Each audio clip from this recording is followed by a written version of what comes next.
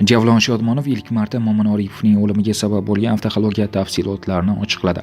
Aktyor va prodyuser Javlon Shodmonov Daryo internet nashriga eksklyuziv intervyu berdi. Intervyuni Daryo muxbiri Feruz Muhammad tashkillashtirdi. Javlon Shodmonov ilk marta Mo'min Oripovning o'limiga sabab bo'lgan avtohalokat tafsilotlari haqida gapirib berdi. To'g'risini aytsam, bu narsani eslagim kelmaydi. Tojikistonga konsert qo'ygani borganmiz. Kunduzi Dushanbeda, kechqurun Regar degan joyda konsert qo'yganmiz. Konsertdan chiqib Surxondaryoga borganmiz. Xullas, yo'lda charchab uxlab qolganmiz. Bizning maqsadimiz Termizga yetib olish bo'lgan. Ikkita seans konsert qo'yib, kechki o'nlarda Termizga yo'l olganmiz. Rosa charchaganmiz. Angor degan joyda uxlab qolganmiz. O'sha yerda falokat bo'lgan. Hamma uxlab qolgan. O'zi doim uzoq yo'lga chiqsak gaplashib ketardik. Men doim oldida ketardim. Taqdirda shu narsa yozilgan, afsuski shunaqa bo'lgan. Bu voqea 2009-yil 28-iyun sanasida yuz bergan. Mening xavfsizlik kamarim taqilgan bo'lgan, yelkam singan. Hali ham yelkamda temirim bor. Yelka suyagim sinib, o'pkamni teshib yuborgan. Keyin umurtqamning pastki qismi singan. Haligacha davolanib turaman. Har 6 oyda muolaja olib turaman. Peshonamda shiram ham bor. Ko'zimni ichi tikilgan, chunki halokatda yirtilib ketgan ekan. Xullas, o'sha avtohalokatdan keyin 3 marta operatsiya qilinganman. Birinchi Termizda Toshkentdan shifokorlar chaqirib o'pkamni operatsiya qilishgan. Termizda 16-shahar shifoxonasining filiali bo'lgan. Ruslan aka ismli mutaxassisni chaqirishgan. Salomat bo'lsinlar. Tanamni yormasdan lazer operatsiya qilishgan. Keyin Toshkentga kelganmiz. Toshkentda doktor D shifoxonasida yotganmiz. U yerda yelka suyagim operatsiya qilingan.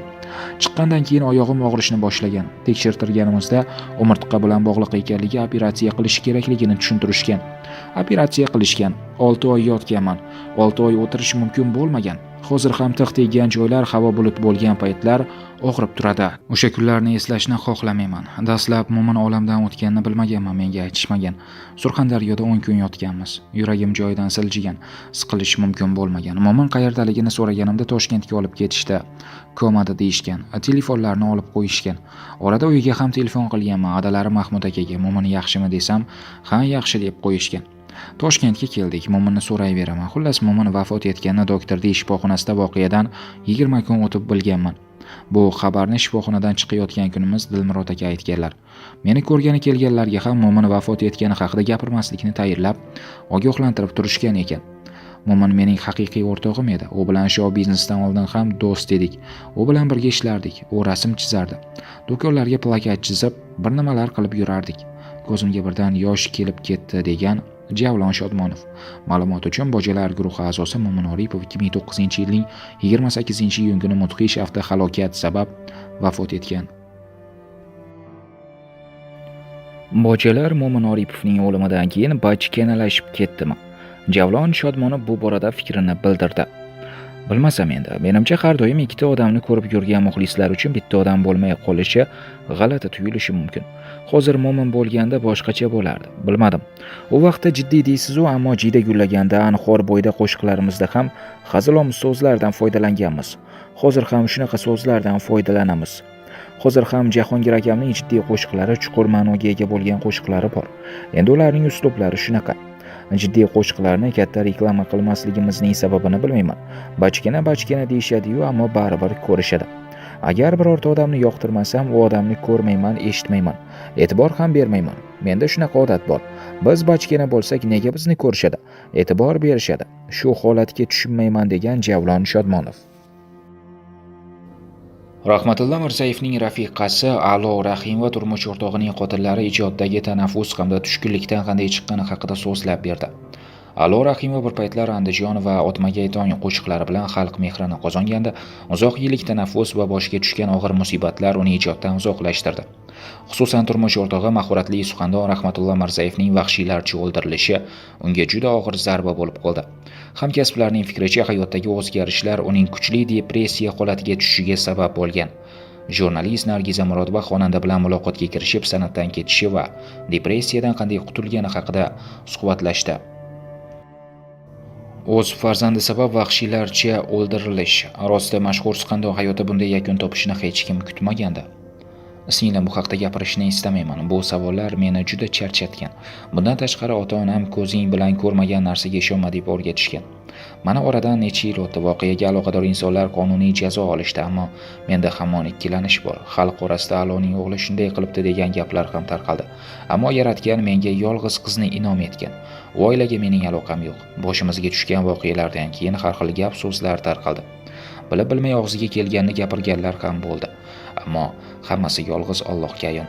Ammo bir narsani ochiq ayta olaman, turmush o'rtog'imning o'limidan keyin oyoqqa tura olmayman. Telba bo'lib qolsam kerak deb o'ylagandim. Boisi bir necha oygacha u inson ko'z oldimdan ketmagandi. Qayerga borsam ko'zimga ko'rinardi. Yaqinlarimning yordami va turmush o'rtog'imning yaqin do'stlaridan biri Obid Asomovning qo'llab-quvvatlashi bilan o'zimga keldim. Qizim uchun oyoqqa turishim kerak degan birgina kuch meni hayotga qaytardi. Ijodingiz avj nuqtaga yaqinlashay deganda san'atni tark etdingiz. Bu kimning tanlovi edi? Er kishiga birmuncha oson oilaning moddiy ehtiyojini ta'minlasa va farzandlarni nazorat qilib tursa bas, ammo ayol ish bilan birga bolasining salomatligi, ro'zg'orning kam ko'sta, qarindosh urug' bilan bordi keldini ham nazorat qilib turishi kerak. Ayolning oiladagi o'rni hech nima bilan o'lchab bo'lmaydi. Qizim tug'ilgach uni yaxshi parvarish qilishim kerakligini tushundim. Avvaliga yaqinlarimning yordamiga suyandim, ammo uyning gapi ko'chaga to'g'ri kelmagach qiynaldim. Shunda turmush o'rtog'im rahmatli topadigan pulingni men beray, bolaga qarab uyda o'tir degandi. Eshitishimizcha san'atdan ketishingizga turmush o'rtog'ingizning rashki ham sabab bo'lgan ekan. Men sevish va sevilish baxti nasib etgan ayolman. Muhabbat ham rashk bilan go'zal. To'g'ri, turmush o'rtog'im nihoyatda rashkchi inson edi. Ayol hamisha oila davrasida bo'lishi va eriga bo'ysunishini xush ko'rardi. U insonda erkaklarga xos jiddiylik ham, tantilik ham bor edi. Nihoyatda mehribon, qo'ldan kelgan yordamini ayamaydigan inson edi. Mashinada ketayotganimizda yo'ldan keksa insonlar chiqsa, albatta to'xtab, ularni manziliga yetkazib qo'yardi. Ba'zan ayolligimga borib, yaqin yo'lni uzoq qildingiz desam, savob bo'ladi, biz ham qariymiz deb kulib qo'yardi. Ijodingizni davom ettirish haqida o'ylab ko'rmadingizmi? Men faqatgina qizimni dunyoga keltirgach 3 yil tanaffus qilganman. Xolos, undan keyin filarmoniyadagi ishimga qaytganman. Hozir ham u yerda ishlayman. Konsert va tadbirlarda ishtirok etaman. Ammo shu biznesdan yiroqlashganman. Boisi menga bugungi san'at bilan bog'liq vaziyatlar tushunarsiz. Pul to'lab televizorga chiqish, bitta qo'shiq yaratish uchun falon pul sarflashni tushuna olmayman. Avvalo menda shuncha mablag' yo'q. Bundan tashqari to'y xizmatlariga chiqish ishtiyoqim ham so'ngan. Men faqatgina ko'ngil mayliga qarab qo'shiq yaratishni va qizimning tarbiyasi bilan shug'ullanishni istayapman. Odatda farzandlar ota-onasining kasbiga mehr qo'yadi. Qobiliyat ham shunga yarasha inom etiladi. Qizingiz ham san'atkor bo'lish niyatdami? Qizim Shodiya begim bolaligidan fortepiano chalishga qiziqardi. Bir necha bor ko'rik tanlovlarda g'olib bo'lgandi. Gilier nomidagi musiqa maktabining eng oldi o'quvchilaridan biri edi.